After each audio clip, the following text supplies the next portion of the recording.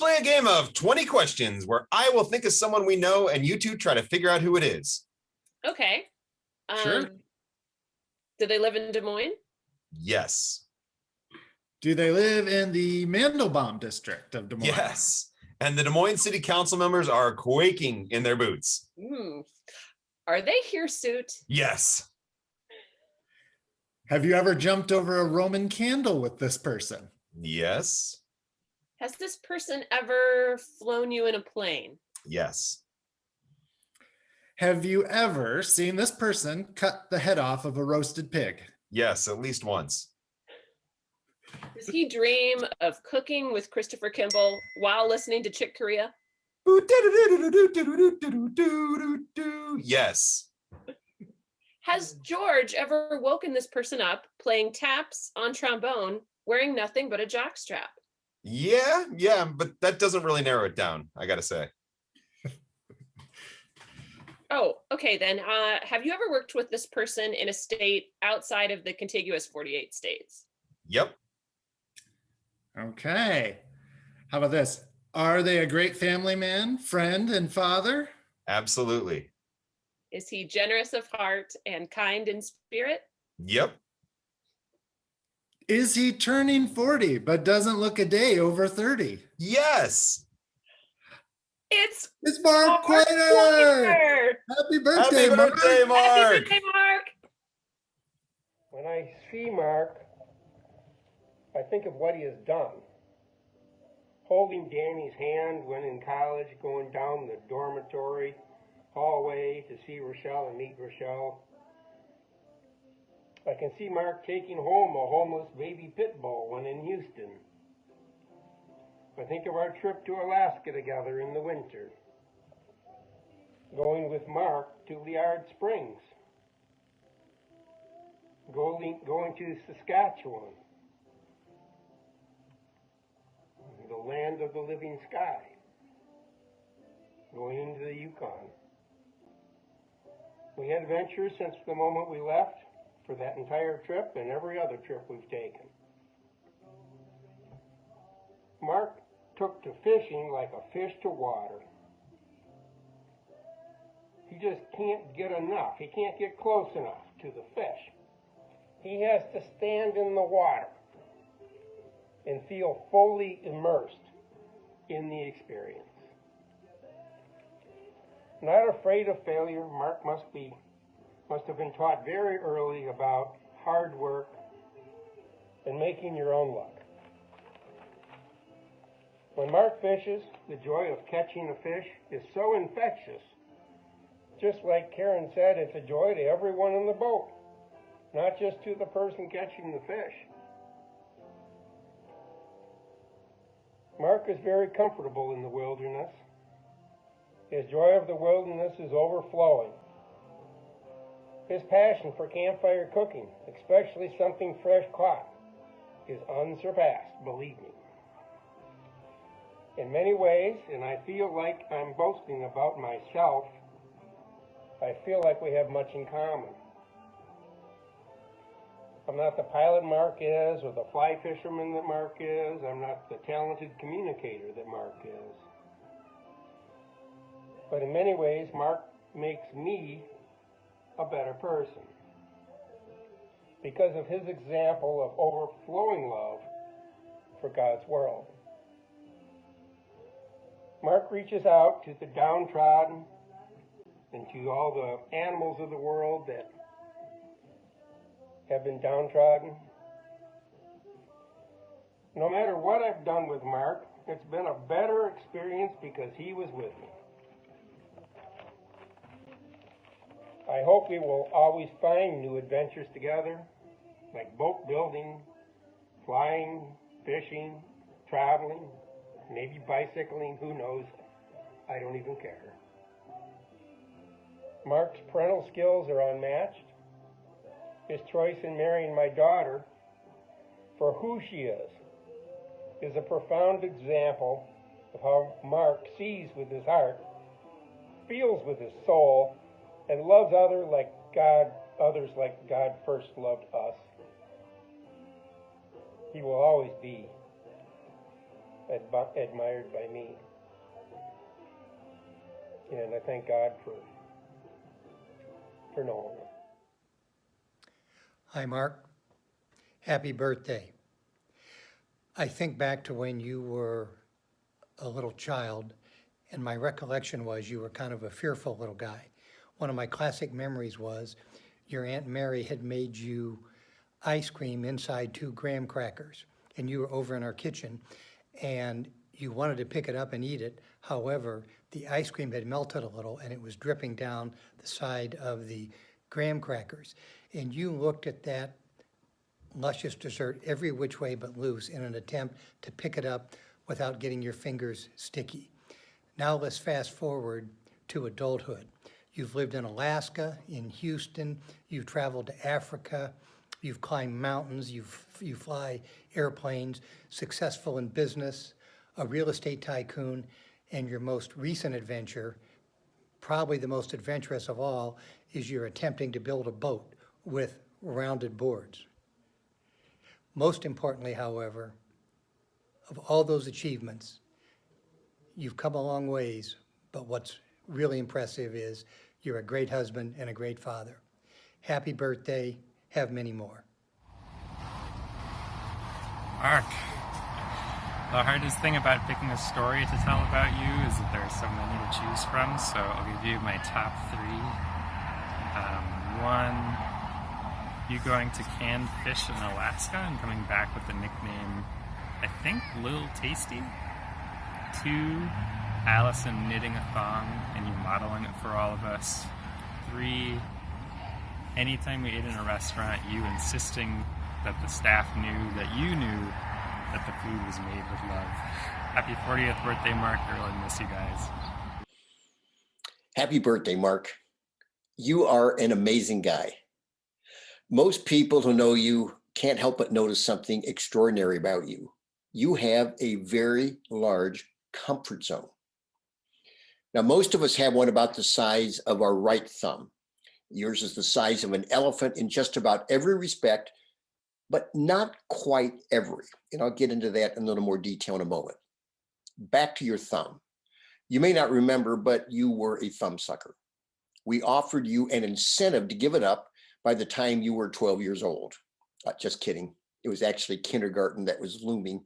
And we said that we would take you out to dinner at Montana's on Court Avenue when you gave up your love affair with the thumb. I looked in at you as you slept that night, and I saw your left hand holding down your right hand, which featured your favorite thumb. Such willpower.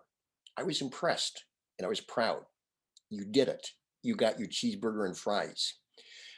As so many kids are at a young age, you were afraid of putting your head under the water. You overcame the fear by spending a summer afternoon plunging your head under the water in the wading pool in the backyard repeatedly. You kept it up until your comfort zone had expanded to include swimming.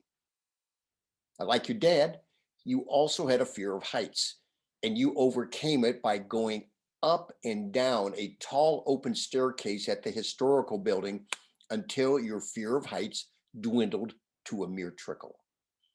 By the time you were in high school, you were traveling to the Boundary Waters and leaping off cliffs into frigid Minnesota lakes. Impressive. Now, you demonstrated this prowess to me on our family vacation in Lutzen, Minnesota, one summer.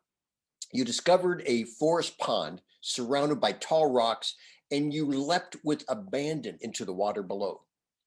You did your best to cajole me to jump, but to no avail. To this day, I still clench up when I reach certain heights. But this is where things get kind of interesting, Mark. It couldn't have been much more than a few weeks after the Lutzen vacation that I decided the outdoor windows needed washing. For years on end, your skinny dad and his bad back had schlepped his over-the-hill extension ladder out of the garage, and the thing weighed about as much as I, and yet I'd wrestle the thing to an upright position, and I'd lean it against the back wall over the office door and clamber up the 7 rungs necessary to reach the tantalizingly out-of-reach bedroom window. Woo, what a job it was.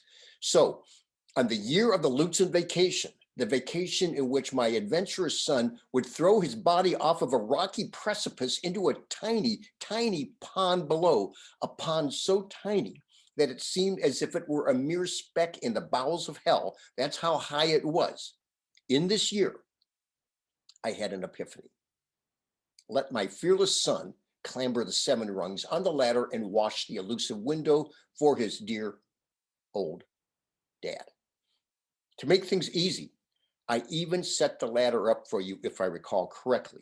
And I got to admit, I may not remember it correctly, but this I do remember as clearly as if it happened 12 seconds ago. You sheepishly walked back into the house and said you couldn't do it. I exclaimed, perhaps rather sharply, why the heck not? Grappling to keep a straight face, you said that you, write this down, you were afraid.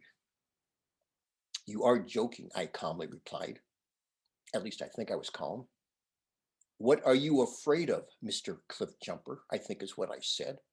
You stuck to your guns with your mother's support, I might add, expressing your discomfort at being perched on a ladder some 6 or 7 feet above the ground. Granted, the ladder was positioned over a doorway, I'll give you that. As you might guess, however, I felt that your trepidation was perhaps a little disingenuous in light of your Herculean fearlessness, which was on full display in Lutzen. Being the serene father that I am, famous for my patience and profound sensitivity, I got up and I washed the window myself. Perhaps, Mark, I can get Liam to wash it for me one day. Other than this window washing incident, you are a remarkable example of how discipline, determination, and a willingness to grow beyond self-imposed limitations bears rich fruit. I am proud of you as a son and as a man, and I love you dearly, Mark. And I gotta say, I kind of take delight in knowing that your house has windows about twice as high as mine. Happy birthday. Hey Mark, I just want to wish you a happy 40th birthday. I'm in Des Moines right now because of you, and that's just one of the many actions you've taken to help me progress in my own life. You've always been somebody that has expertise and advice, and I know that's going to continue in the future. So once again, I just want to say happy 40th birthday. I hope it's a really great day. Hey Mark, happy 40th birthday. I wish I could be there to celebrate with you. Oh, what would we do to celebrate? Maybe go running down the street. Anyway, hope you're doing well. Stay out of trouble. As a Mark, Rochelle asked me to write a couple words down for your 40th birthday.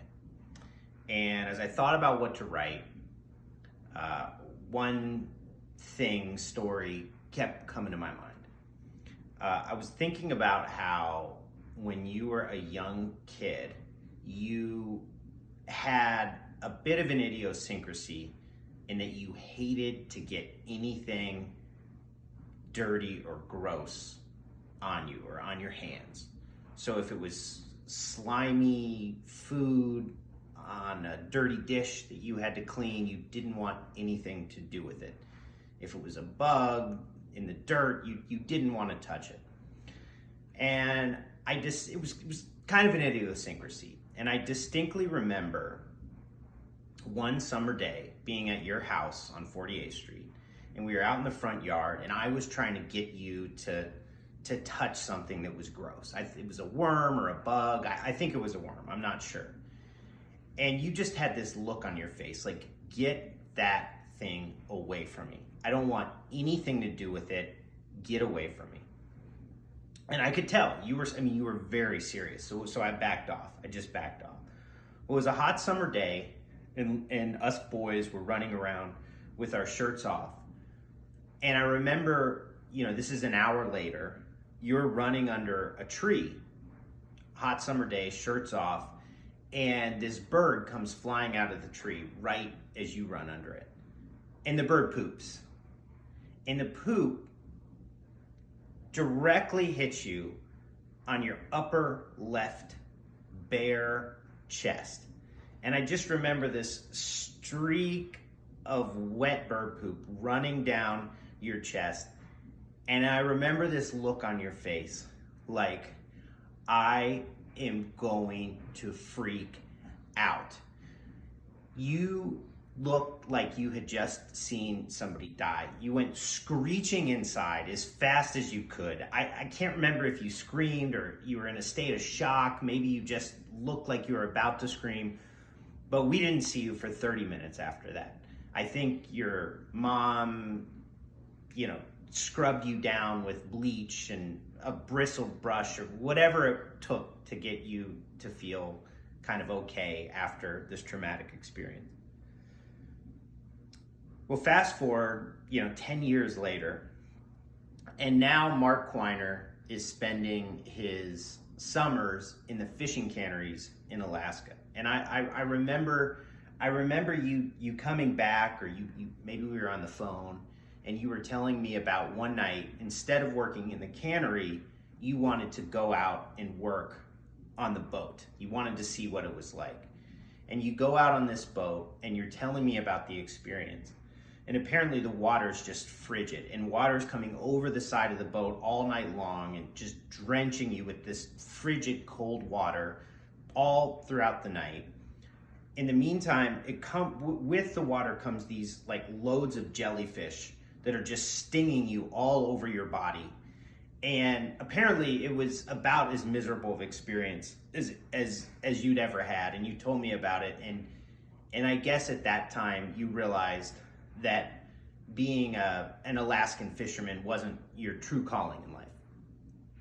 But needless to say, it was clear at that point that Mark Quiner was somebody who was not afraid of an adventure. Well, since that point, there have been countless stories and adventures and exciting, interesting things that you've told me about over the years.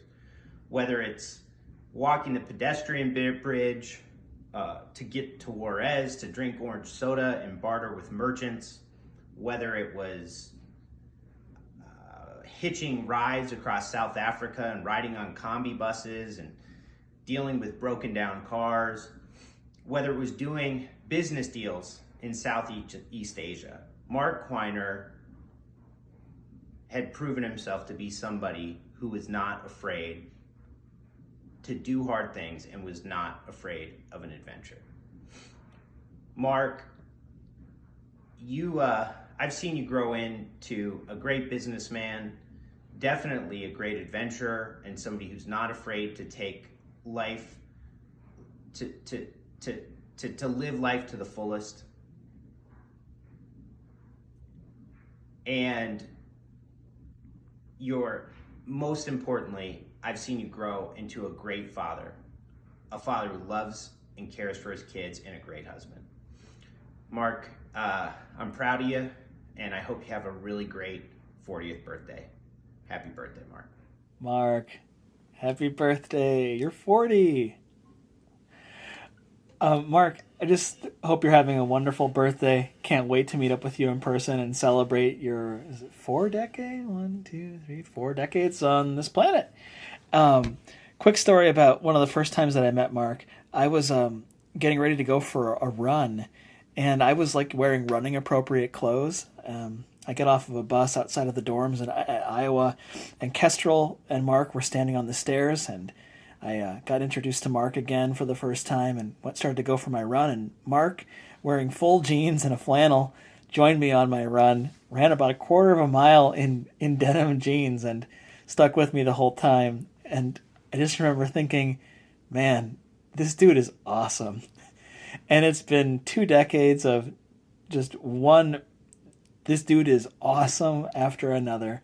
Thanks so much, Mark, for all the great memories. I hope that you have a wonderful birthday, and I look forward to seeing you soon. Take care, my friend. Bye-bye. Mark, I can't believe you're 40 years old. Where did the time go? 40 years ago seems like maybe 15 years ago in my mind, max. 40 years ago, you were taking your merry time to be born. You finally decided to make your appearance 10 days past your due date, but I have to say, you were well worth the wait. You were born with a healthy set of lungs, And after the first couple of croupy months, you had the sweetest disposition. And from that moment on, hardly gave us a moment of distress or unhappiness. The only challenge for us as parents started at about the age of 10, when it started to be hard to keep you in the neighborhood. And it soon progressed to the point where it was hard to keep you in the state. And by college, we had to work hard to keep you in the country. You were always pretty definite about what you wanted to do and were going to do. Remember telling me, Mom, don't ever expect me to move back to Des Moines. And another famous one was, I will never marry a woman who wants fine china. Today, you live in Des Moines with your elegant, classy wife and 2 beautiful children. You have fine china in the cabinet. And to top it off, you are now the proud owner of a fancy little Pomeranian named Trixie. Thank heavens you're willing to change your mind. I love you and am so grateful that God chose us to be your parents. We're proud of you, Mark. Happy 40th birthday. The big 4-0, huh? Okay. You know, as I sit here today and I just deeply reflect upon all the sage wisdom that you have imparted upon me over the years and the brotherly advice, I think my biggest takeaway is this. It's amazing what you can accomplish when you just pick up the phone. Happy birthday, Mark. Videoing? Yeah. Happy birthday, Mark. Happy 40th birthday. Thanks for teaching our kids so many valuable life lessons. Like peeing behind a tree. Happy birthday, Narc. Hey, this is Will Roselip for anybody who doesn't know me. I lived with Mark in 2002 and 2003 in this house right here, 926 North Dodge in Iowa City. It was a dump of a house, but it was very fun. It was me and Mark, Nick Thompson, Carl Sondrel, Jeff Becker for a while, Chris Patton for a little while too. It was legendary. We had great parties there. Mark was always the instigator, the guy bringing up, 2 handfuls of 30 racks of Ice House or a keg of Killian's, and he's inviting everybody he knows over to our house every Friday night. It was a lot of fun. The house itself was pretty gross, but that's a story for another day. I wanted to tell one quick story, one that's more or less family friendly because there's many that are not, and we'll have to do it in another forum. One time I came home and Mark and Nick were in the backyard and they had Mark's car, which was like a Mazda 626 or something like that. Actually, I think I have a picture of this here. Let me see. Right. Oh, there we go. Yeah. There's Mark. There's his car. It was a Mazda 626 and they had it up on blocks and they were, and Mark had noticed his brakes were going out. So he decided to save a little bit of money and just do the brakes himself like you do. So they were working on this all day, Nick and Mark, and they were finishing up by the time I got there. And then they decided, okay, the brakes are on. Let's take this guy out for a test drive. So they come down this driveway right here out into the flow of traffic on North Dodge Street. And they get going and going, so far so good. And then they need to stop at the bottom of the hill, except they can't because the brakes were not really engaged in the way they should have been. Something went wrong. Who knows? So anyway, through a combination of curb checking and e-braking, they managed to bring the car to a safe stop. And from there to take it to a repair shop. You have to pay for a full brake job despite their best work, despite Mark's best work. We all appreciated the effort. Anyway, happy birthday, Mark. I'm sorry we can't do this all in person, but I am confident that sometime post-pandemic, we'll all be able to get together, get together and tell even better stories. In the meantime, I will think of you fondly and hope you have a great 40th B-Day. Happy B-Day. Bye-bye. Happy birthday, Mark. We're here to wish you a happy birthday and a happy Easter. We love you so much, and we are so excited about you turning 40. You can see Gemma's downing milk as you would be downing a beer. Yep. All right, let's sing. Happy birthday to you. Happy birthday to you. Happy birthday, dear Mark. Happy birthday to you. Yay! Mark is such an incredible human being, and I feel so fortunate to know him and to call him my friend. And, you know, there are so many words that one can use to describe Mark, and I think some recurring themes would be just this tremendous passion and thirst for life and charisma and generosity of spirit. And it's tough to talk about Mark without just busting in to an enormous smile, just because he's made so many great memories possible and is just such an amazing human being. You know, when I think of Mark, I often think of the phrase, guys, I have a great idea.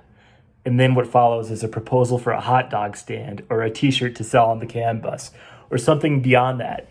But in the years, there have been many, many great ideas. And, you know, one of those great ideas was marrying Rochelle. And I feel so fortunate. I knew Mark and Rochelle independently, and I got to watch them fall in love, marry one another, and now start a beautiful family. And I couldn't think of two more wonderful people to just make the world come to life and to raise just two amazing children.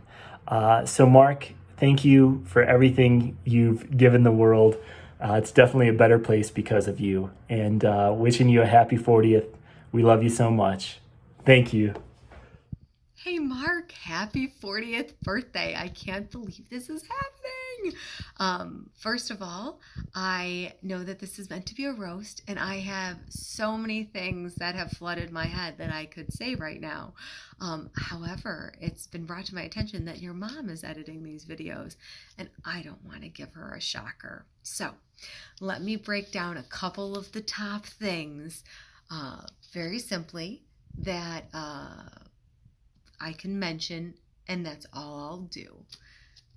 Crocheted thongs, credit cards, balls to the wall, rules for hitchhiking written by Mark Quiner with a steak knife involved, and last but certainly not least, no pants dinner parties, Mark. Mark, you've taught me everything I know about smoking meat, and well, Jeff maybe taught me one or two things too, but you're the first person who taught me anything about smoking meat, and I always appreciate that.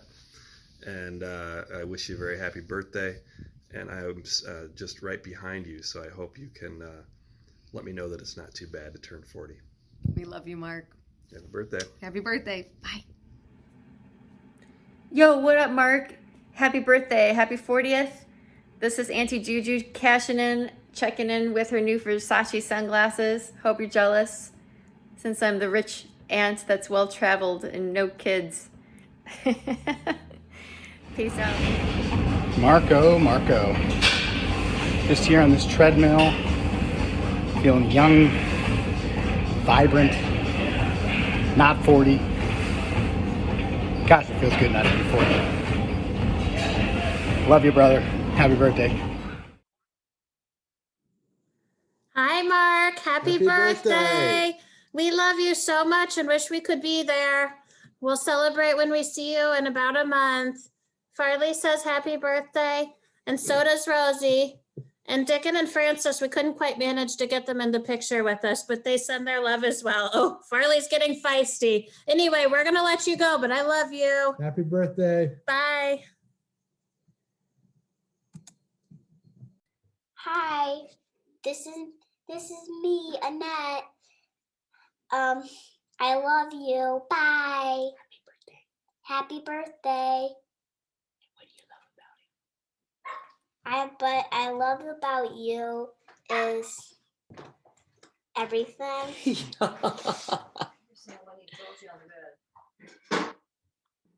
Okay, that's good. Hi, Dad. I love you. What I love most about you is that you take me on outdoor camping trips. Happy birthday. Happy birthday.